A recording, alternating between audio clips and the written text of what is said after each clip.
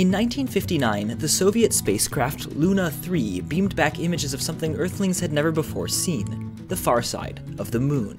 We always see the same old side of the moon because the moon rotates exactly once on its axis each time it orbits Earth.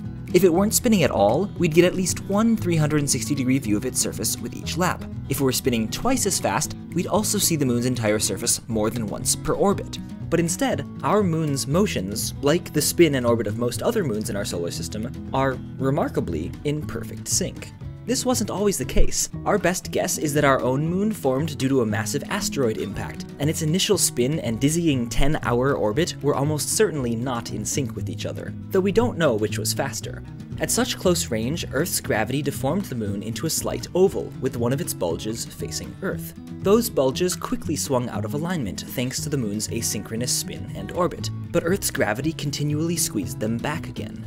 What's more, this gravitational tugging would have influenced the moon's rotation rate. If it was spinning more than once per orbit, Earth would pull at a slight angle against the moon's direction of rotation, slowing its spin. If the moon was spinning less than once per orbit, Earth would have pulled the other way, speeding its rotation. Whatever the case, it took just 1,000 years for the Earth's pull to adjust the moon's spin enough that one rotation of the moon corresponded to one trip around the Earth, leaving one side forever locked facing away.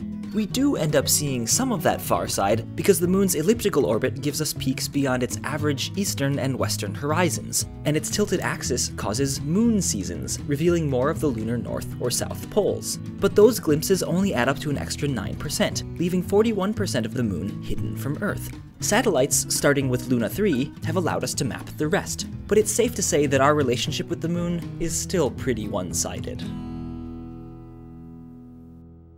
I'd like to say a big thanks to Squarespace for supporting this episode of Minute Earth. Squarespace is an incredibly easy way for you to create a beautiful website, blog, or online store. It has an elegant interface, beautiful templates, and 24/7 customer support.